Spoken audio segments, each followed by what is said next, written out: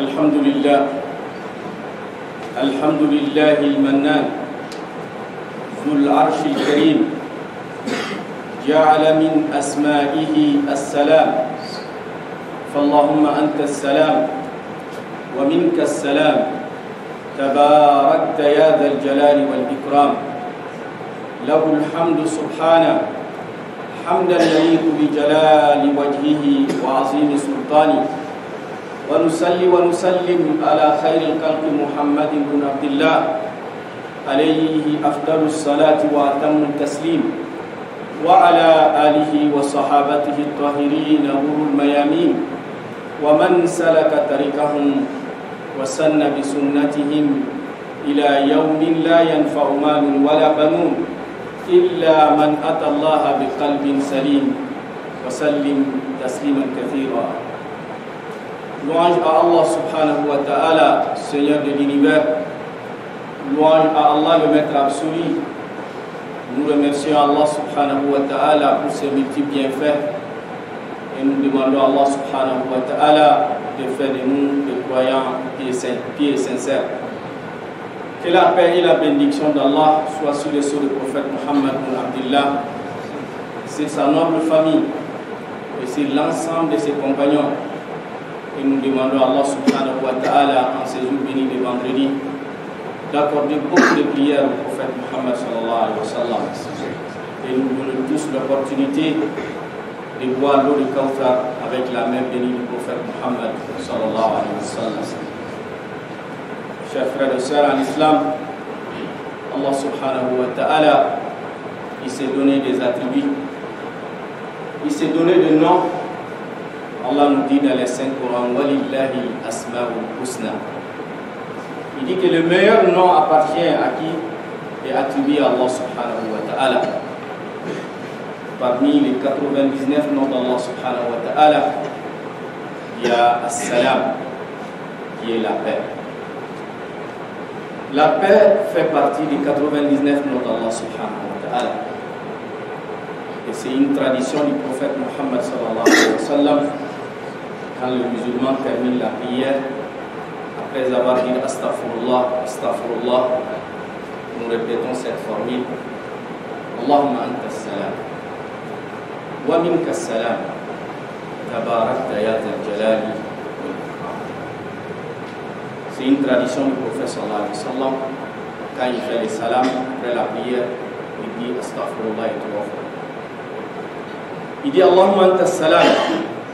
Toi, Allah subhanahu wa ta'ala, c'est toi qui es la paix. Wa minka salam, la paix vient de qui?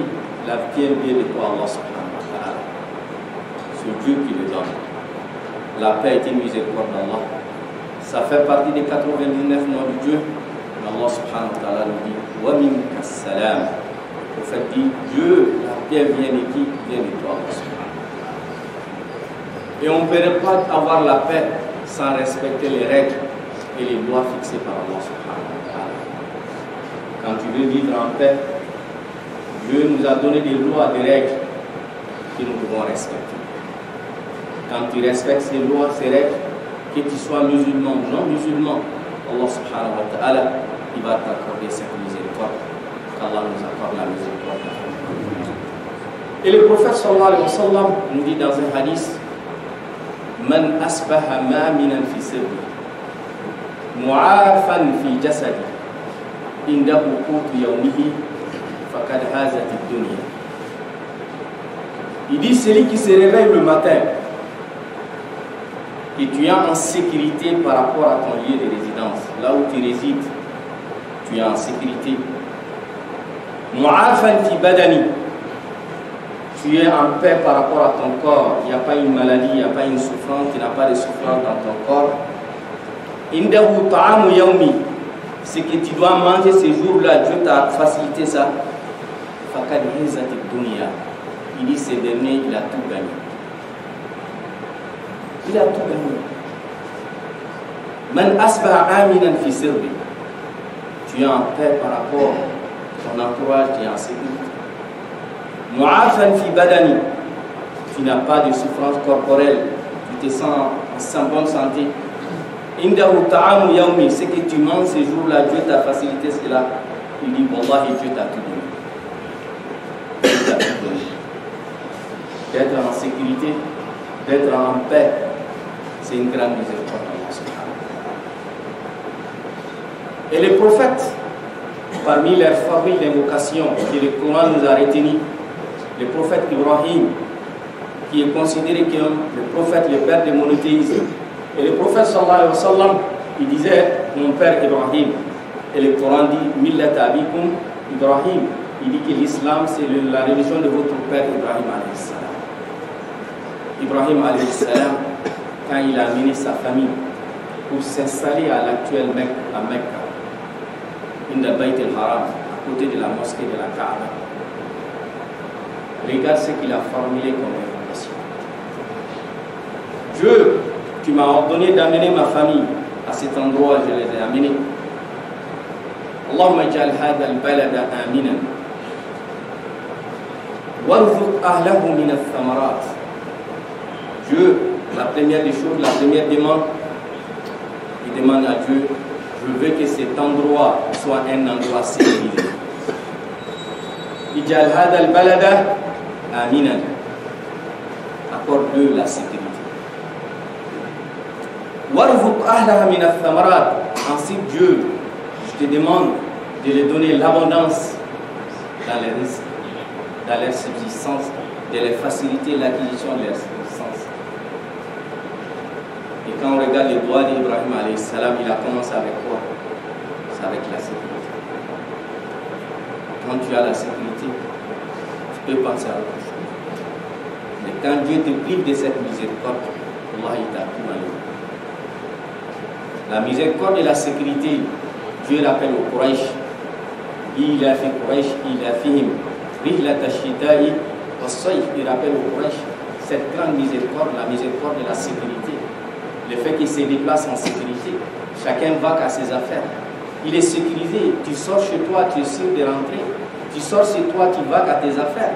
Tu n'es pas préoccupé par rapport à ta vie. Ta vie n'est pas menacée. Ça, c'est une grande miséricorde. Allah nous apporte.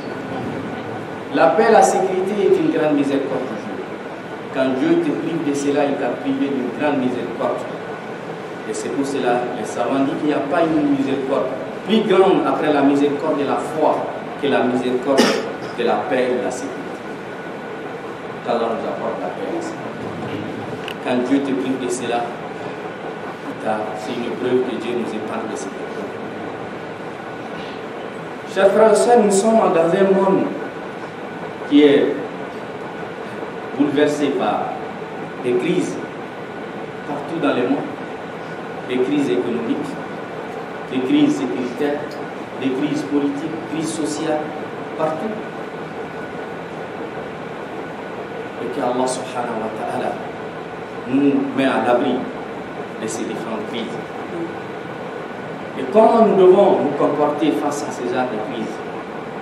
Aujourd'hui, dans notre pays, tout le monde est au courant, tout le monde sait ce qui se passe. En tant que musulmans, comment nous devons nous comporter? Comment le musulman doit agir en période de crise? Qu'est-ce que l'islam nous donne comme conseil par rapport à l'attitude, à notre comportement pendant cette période de crise? Voilà, chers frères et sœurs, une question qu'on tente, Inch'Allah, de donner quelques éléments et nous demandons à Allah subhanahu wa ta'ala qui nous aide à mieux comprendre, à mieux cerner ce message et qui nous aide aussi à tirer profit de ce message. Dans la période de crise, chers frères et sœurs, il est demandé aux musulmans as-sabat wa tathabbut, d'être vigilants et de vérifier les informations avant d'agir, de chercher à comprendre la vérité, de comprendre les choses avant d'agir, de vérifier les informations qui t'arrivent. Nous sommes dans un monde ouvert. Nous sommes dans un monde où on reçoit les informations venant de tous les camps. Chacun balance ce qu'il a, ce qu'il veut, dans les réseaux sociaux, à travers le moyen de communication. Le musulman, Allah nous demande,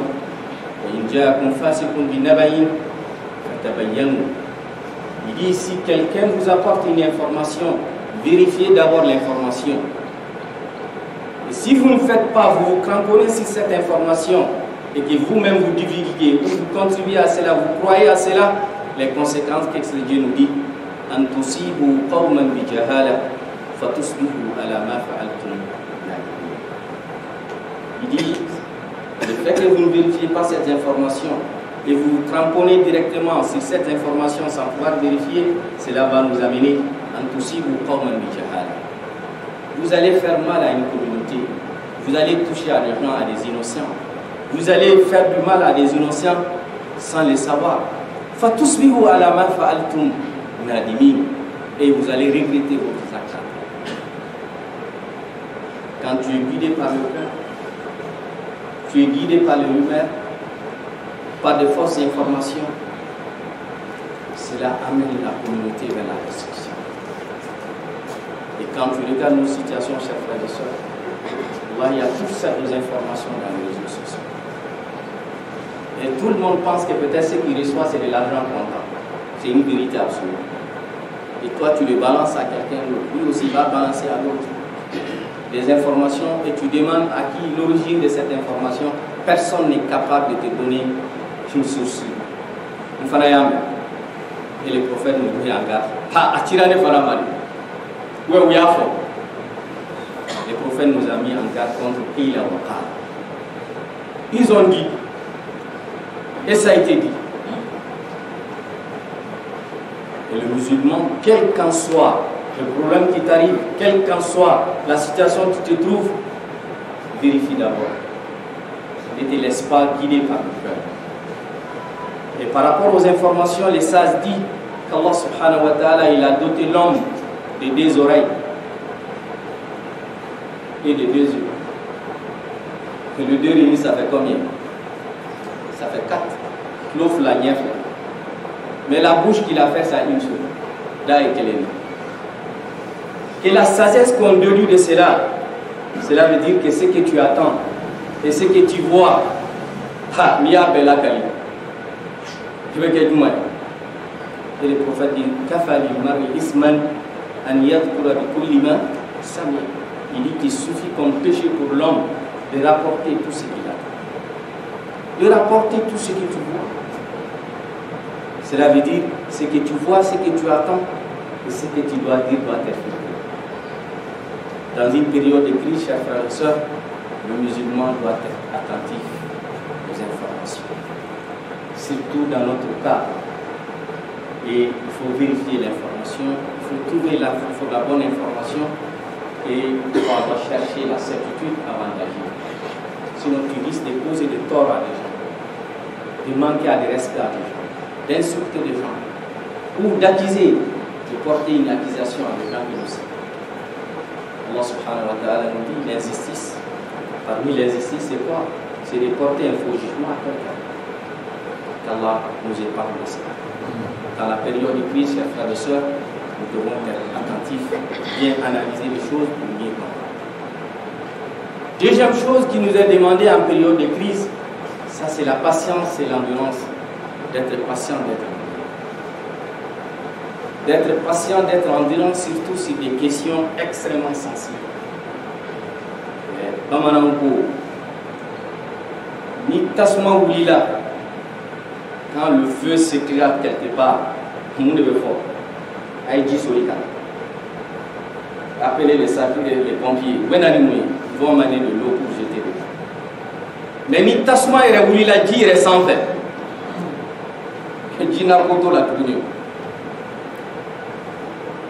Et c'est des questions extrêmement sensibles. Une communauté de gens qui ont vécu ensemble, qui ont tout fait ensemble, des milliers d'années, et vous l'avez sauvé, et ils sont tous mis via cette brassade de peuple. Quand quelque chose éclate, cela veut dire que ce n'est pas le cœur qui peut résoudre, mais il faut bien analyser, bien comprendre, agir avec sagesse pour trouver une bonne solution. Ce n'est pas le cœur qui peut résoudre. Et c'est pour cela ceux qui pensent que la question, et c'est l'erreur qu'on est en train de voir les conséquences de ces différentes erreurs. Quand on pense que c'est une réponse militaire, on rate. La réponse réponse n'est pas que militaire, sécuritaire. La réponse n'est pas qu'économique comme certains pensent. Il y a la réponse culturelle, la réponse religieuse. Il faut apporter une réponse globale à une crise pour pouvoir trouver une solution. Tant qu'on occulte ou on essaye que certaines dimensions puissent dominer sur les réalités ou essayer de faire des importations, de copier-coller sur des réalités de peuple, et chaque peuple a ses réalités. Malheureusement, beaucoup de nos dirigeants, beaucoup de gens parlent de notre société, mais ils ne maîtrisent pas la réalité de notre société. Allah nous aide à mieux comprendre cela. La société malienne, nos peuples, nos villages, comment les gens sont. On vécu ensemble. Et c'est des trucs qui sont extrêmement profonds, extrêmement compliqués à comprendre. Et ce n'est pas une analyse, il y a un spécialiste, un guide d'un spécialiste qui peut résoudre cette question. Et quand on pense que c'est l'extérieur qui peut résoudre les problèmes, ça ne fait que s'aggraver. On a vu tout ce qu'on a amené comme solution, que le problème est en train de s'aggraver. Certains pensaient qu'avec l'intervention de la France, que le Mali sera un pays sécurisé. Si on veut changer ça à une barcade, et ça a été fait. Munissement, ça a amené. On dit que la mission doit être beaucoup plus robuste. Même si tu fais ça, tu transformes, quelles qu'en soient les transformations que tu vas amener, que le peuple reste le même. Les mêmes réalités vont dominer. Tant qu'on n'apporte pas de solutions à ces problèmes, qu'Allah nous préserve, on risque de trouver à une situation extrêmement compliquée de 2006. Donc on doit être patient. On doit se munir de cette patience. On ne doit pas se laisser emporter par le cœur. Quand c'est le cœur qui te dirige, sache que tu es dans la main du shaitan qui te dirige. Chers frères et sœurs, dans la période de crise, aussi nous devons nous méfier de certains leaders d'opinion que le prophète sallallahu alayhi wa sallam il a cité dans ses hadiths à un terme que les Arabes même n'ont pas pu comprendre quand il a parlé de Ruwaybida. Dans ces hadiths rapportés par Muslim, Bukhari, le prophète dit sallallahu alayhi wa sallam سيأتي على الناس سنوات خداعات يصدق فيها الكاذب ويكذب فيها الصادق ويعمم فيها الخائن ويخون فيها الأمين وينطق فيها رويبدة فقيل ما رويبدة قال رجل ناطق في أمر الآن وفي حديث لمسلم السفي يتكلم في أمر الآن. Le prophète dit sallallahu alayhi wa sallam, les années vont se succéder.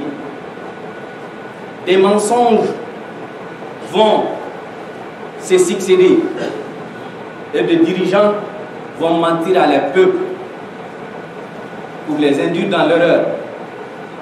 Il dit que la mensonge va prendre le dessus sur la vérité. C'est le menteur à qui on attribue la vérité.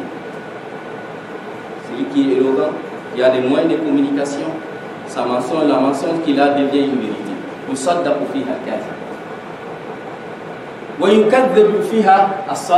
Celui qui est véridique, on va lui traiter de menteur. Celui qui trahit les gens, qui n'est pas digne de confiance, ça lui on confie la responsabilité. Et tout le monde pense que c'est celui qui mérite. Et l'homme digne de confiance, c'est lui qu'on traite de traite. Et il dit le prophète que devant les scènes, il y aura des leaders d'opinion, Ruwaybida, qui vont commencer à intervenir et les gens vont les suivre. Et le prophète sallallahu alayhi wa sallam, il avait la maîtrise de la langue, c'est une inspiration divine. C'était les Arabes authentiques, mais ils n'ont pas pu comprendre le sens. Le prophète, le mot que tu as utilisé, les Ruwaybida, c'est qui? Il dit c'est des gens qui n'ont pas ni la connaissance, ni la maîtrise, ni la moralité qu'il faut, qui deviennent des leaders d'opinion et les gens vont suivre dans un hadith, ils sont égarés et même ils vont égarer les gens. Aujourd'hui, quand tu regardes notre pays, tout le monde est devenu le leader de l'opinion. Les bêtises qui voilà, il fait une vidéo, il poste. Et les gens n'ont pas d'autre chose, il ne faut que regarder. Et c'est des gens qui suivent comme des idoles, qui deviennent comme des références. Aucune moralité, aucune connaissance, aucune maîtrise de la situation. Et puis, quand on les confie la gestion, ça devient catastrophique. Et les prophètes du sallallahu alayhi wa sallam, méfiez-vous de ça. Et aujourd'hui, quand tu regardes les Mali, c'est rempli de ça. Ils sont tous devenus des leaders qui mobilisent les gens, c'est eux que les gens écoutent, leur analyse des situations, leur interprétation. Allah nous chers frères et sœurs, Allah subhanahu wa ta'ala et les prophètes nous conseillent, ils nous prédisent ces exacts d'événements qui vont venir. Il dit soyez attentifs. Soyez attentifs. La sagesse doit primer sur la colère qu'Allah subhanahu wa ta'ala nous donne la bonne compréhension et qui nous inspire de meilleures solutions. Et nous décideurs, nous demandons à Allah subhanahu wa ta'ala de lui donner la clairvoyance, de lui donner la sagesse nécessaire, qu'Allah subhanahu wa ta'ala fasse qu'ils prennent le souci de ces pays et qu'ils mettent ça devant eux et qu'Allah subhanahu wa ta'ala les oblige et les oriente vers les solutions qui peuvent permettre à notre pays de sortir de cette crise. Qu'Allah nous regarde avec son regard de miséricorde, qu'il regarde notre pays par son regard de miséricorde. نفعني الله بهذا الكتاب أقول قولي هذا واستغفر لي ولكم ولسائر المسلمين من كل ذنب فاستغفروه إنه هو الغفور الرحيم أو كما قال التائب من الذنب كما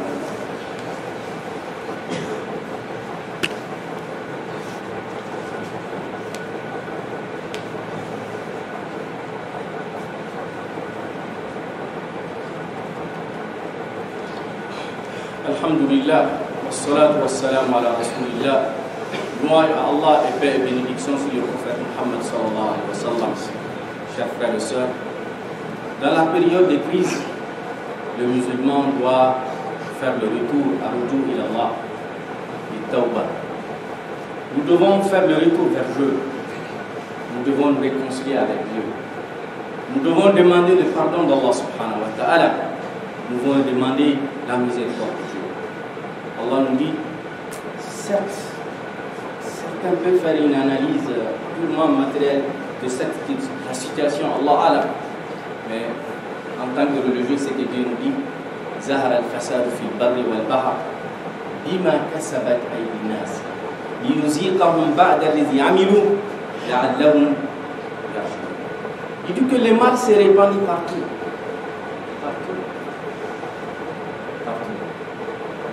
Celui qui est fort, il ne fait qu'écraser les plus faibles. Dans nos maisons, nos femmes, nos mamans ne font qu'écraser les bonnes parce qu'ils sont à leur service.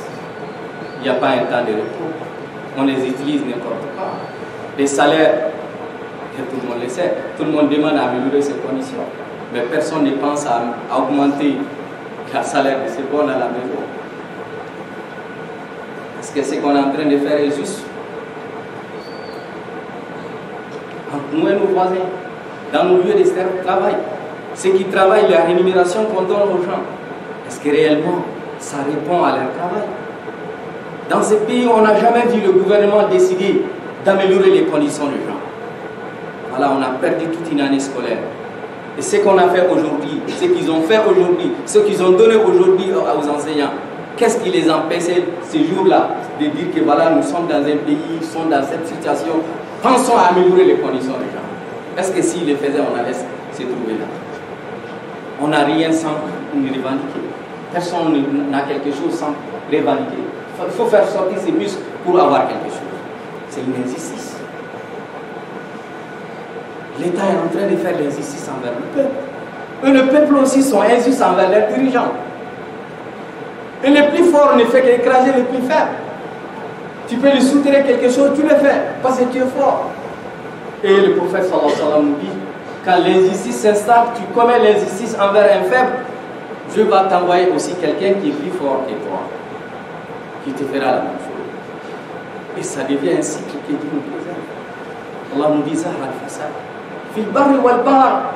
Mais il dit que c'est mal, c'est le résultat de quoi? Est-ce que c'est Dieu qui a été injuste envers nous? Là, il dit c'est le résultat de nos actes. C'est les conséquences de nos comportements, de toi et moi. Mais il dit c'est pour nous faire écouter les conséquences de nos comportements. Allah nous regarde avec son regard de miséricorde et qui nous pardonne, qui nous prend pas avec nos comportements. Et nous devons nous réconcilier avec Dieu. Demandons le pardon de Dieu. Chacun de façon individuelle. L'injustice, celui qui est tu es en train de faire l'injustice envers lui, il faut l'arrêter. Il faut l'arrêter. Il faut rendre aux gens leurs droits. Selon à ton niveau. Qu'Allah subhanahu wa ta'ala fasse de nous des hommes honnêtes et justes. Qui nous donne l'amour de la justice. Et qui nous épargne d'être opprimés. Le prophète, avant de sortir chez lui, il faisait ses doigts. Allahumma inni a'udhu bika al-azil. Aw uzal. Aw adilla. Aw udalla. Aw ajhala. Aw yujhala alayhi.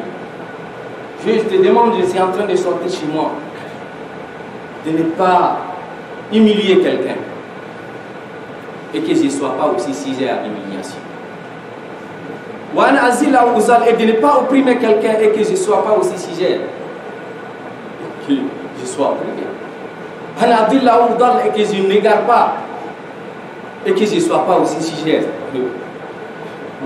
à égarer. Que Dieu nous préserve. Chers frères et sœurs, nous devons retourner à Dieu, nous réconcilier avec Allah subhanahu wa ta'ala et demander sincèrement à Dieu de nous assister, de nous aider pour sortir de cette difficulté. Autre chose, chers frères et sœurs, que nous devons multiplier, c'est les doigts, l'évocation. C'est l'arme du croyant. C'est l'arme qui est l'arme la plus puissante.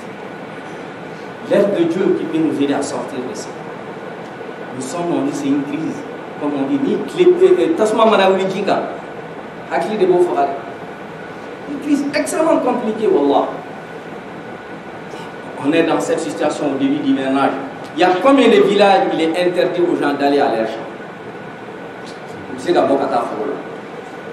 Et supposons que les situations durent un tout petit peu dans certaines localités, l'hivernage est foutu.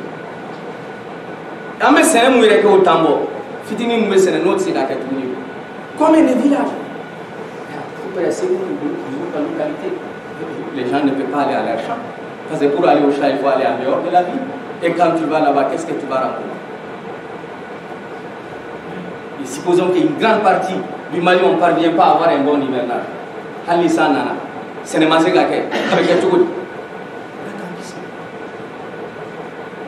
Personne n'a la maîtrise de la situation. Le prophète dit que les choses vont se désordonner à un certain niveau, que le jour du jugement dernier, Dieu va interpeller deux personnes. Al-Qatil ou Al-Mabtour. Il demande celui qui a été tué. Pourquoi on t'a tué? Il n'a pas de réponse. Je ne sais pas pourquoi on m'a assassiné, pourquoi on m'a tué. Il pose la question à l'autre, pourquoi tu l'as tué? Et lui aussi n'a pas la réponse. Le prophète nous dit, il ne dispose pas la réponse. Parce qu'il se trouve manipulé, il ne comprend pas, il l'a utilisé. Ou il l'a utilisé par le cœur, il ne sait pas, il n'a pas d'argument. Allah nous préserve. Et nous devons intensifier le droit. Et ça fait partie d'une tradition prophétique. Cette doigt qu'on appelle la prière des Qunut. La prière des Qunut, c'est quoi? C'est à la fin de la prière obligatoire, la dernière rakat, soit après avoir fini la lecture, ou après la génuflexion, avant d'aller en prosternation, faire l'invocation de doigt. C'est ça qu'on appelle la Qunut. On dit que le prophète sallallahu alayhi wa sallam, il a fait le Qunut durant un mois, face à une situation, une crise que les musulmans ont connue à ce moment. Il faisait des Qunut dans toutes les prières. Et chez nous, dans notre pays, on connaît le Qunut généralement dans certaines mosquées pour la prière de Fajr. La prière de Fajr, arrivée à la fin dernière lecture, l'imam s'éteint et les gens font le doigt qu'on appelle le doigt ou le Qunut, Salat al-Fajr, qui se font dans beaucoup de mosquées constamment. Et le prophète l'a fait durant un mois, dans toutes les prières. Et Abu Huraira, qui faisait la prière, la Qunut dans la prière, et les gens faisait les tamis derrière lui. Allah, il n'y a pas une crise pour nous les Maliens par rapport à cette situation, l'évolution que ça prend, qui menace notre existence plus que cette crise. Et c'est pour cela que je recommande à chacun d'entre nous de multiplier la prière. Quand tu pries seul, tu es seul, arrivé à la dernière rukut, dernière rakat, après la génuflexion, lève ta main, adresse-toi. Et quand tu es imam comme Abu Huraira le faisait, il lisait à haute voix et les gens disaient Amin derrière. C'est ça qu'on appelle la prière. Nous devons le faire dans nos mosquées. Nous devons nous faire dans nos prières.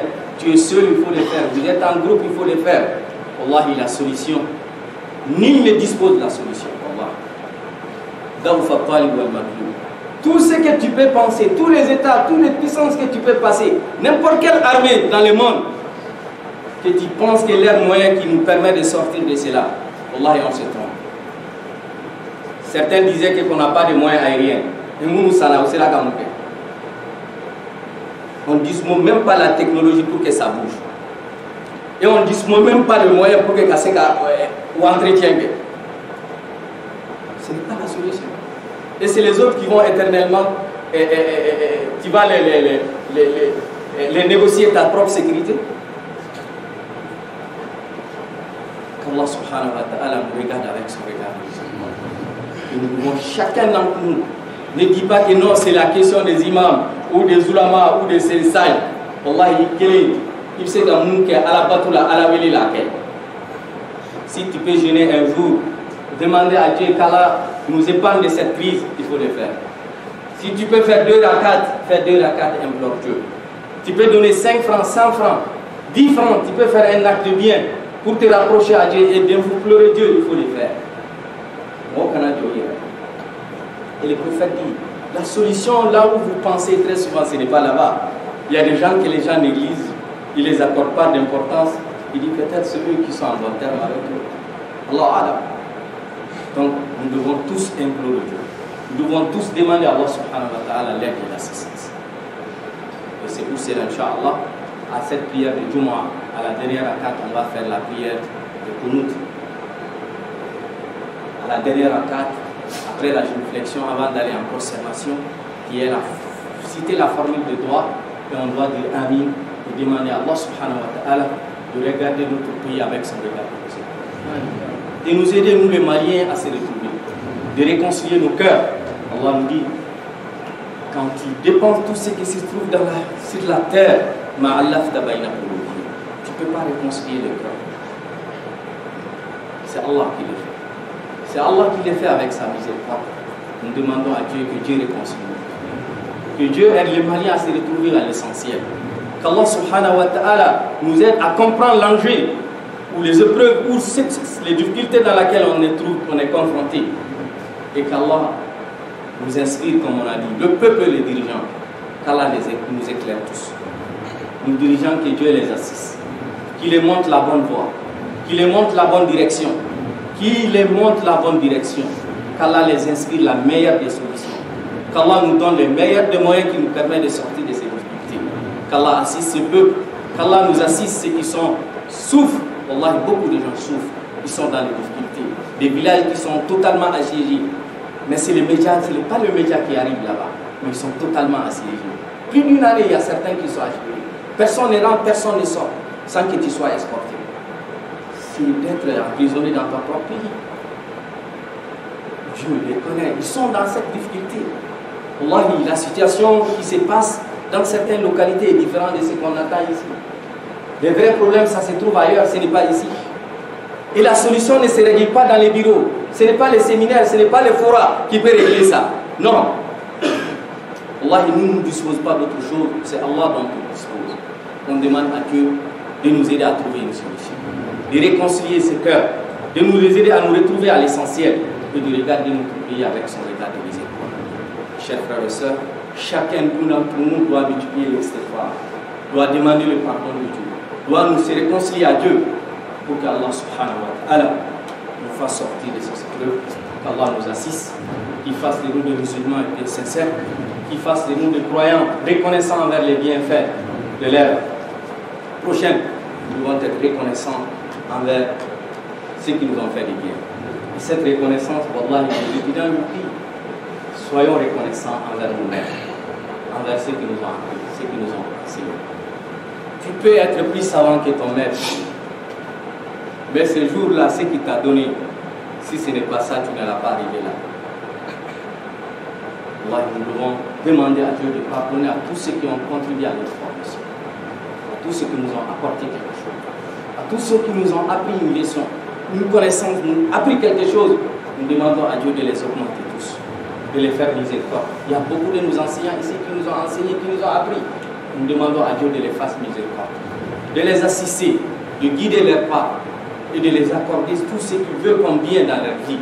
Et nous demandons à Allah subhanahu wa ta'ala que Dieu ne fasse pas de nous des ingrats. Ne soyez pas des ingrats. Quelqu'un qui t'a hébergé chez lui, qui t'a donné à manger, qui t'a fait un acte de bien, même qui t'a indiqué un endroit, Allah, il ne sait qu'à ça. Il ne sait qu'à ça.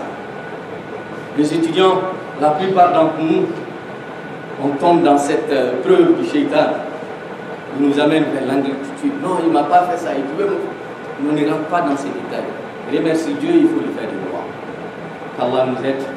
Et tous ceux qui nous ont fait des biens, que Dieu les assiste. Pour tous ceux qui nous ont appris, nous aider à apprendre, à avoir une connaissance, que Dieu les augmente dans la connaissance. Qu'Allah les assiste, qu'Allah guide nous pas, qu'il nous regarde avec son regard de miséricorde, qu'il assiste notre pays, que Dieu nous donne la paix et la stabilité. Pour ceux qui veulent du bien pour nous, pour l'islam, pour notre pays, que Dieu les assiste. Pour ceux qui veulent du mal pour nous, pour l'islam, pour notre pays, que Dieu nous donne d'autres préoccupations. Qu'Allah nous donne la paix et la stabilité. Qu'Allah nous donne la paix et la stabilité. Qu'Allah nous force tous à revenir sur la voie qui nous amène vers la paix. Qu'Allah subhanahu wa ta'ala nous oriente, nous assiste dans cette voie, qui nous régale avec son regard de miséricorde. Allahumma ij'al hadha al-balada aminan mutma'innan rakha'an wa sa'ira bilad muslimin. Allahumma alif bayna qulubina. Allahumma alif bayna qulubina. Allahumma alif bayna qulubina. Allahumma ijma' kalimatana. Allahumma man arada bina wa bil islam wa bi hadha al-balad khayran fawaffiqhu lahu bi khayr.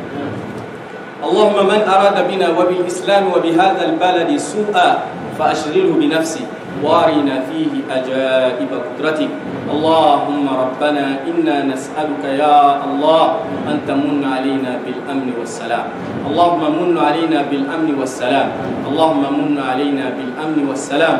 اللهم من علينا بالأمن والسلام برحمتك يا أرحم الراحمين يا أكرم الأكرمين. اللهم ربنا آتنا في الدنيا حسنة وفي الآخرة حسنة وقنا عذاب النار. ربنا لا تزغ قلوبنا بعد إذ هديتنا وهب لنا من لدنك رحمة إنك أنت الوهاب. اللهم صل على سيدنا محمد في الأولين. اللهم صل على سيدنا محمد في الآخرين. اللهم صل وبارك على سيدنا محمد في ملأ الأعلى إلى يوم الدين. سبحان ربك رب العزة عما يصفون وسلام على المرسلين والحمد لله رب العالمين. قوموا إلى الصلاة.